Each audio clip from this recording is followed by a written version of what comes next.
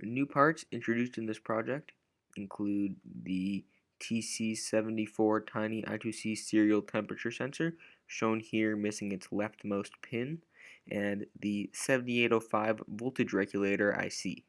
The code used for this project is fairly simple. First we include the wire.h library, and then we define the address of the I2C device we will be using to get the temperature.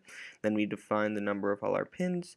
Then we create a segment map wherein we have a bunch of binary numbers, wherein the ones represent segments which will light up and zeros represent segments which won't light up when a certain number is given from the I2C device.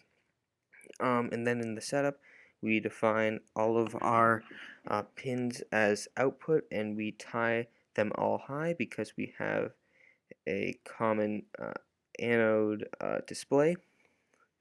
Then here are the functions which do that. Then functions down here are functions which take a number, and for the tens number, it isolates the tens number and converts that into something which can display on the display.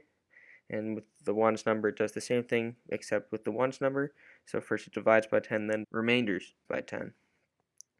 And then here we have the code in the loop, which gets the transmission from the TC74. And then down here is all of using these functions which we've written up here. And that's it.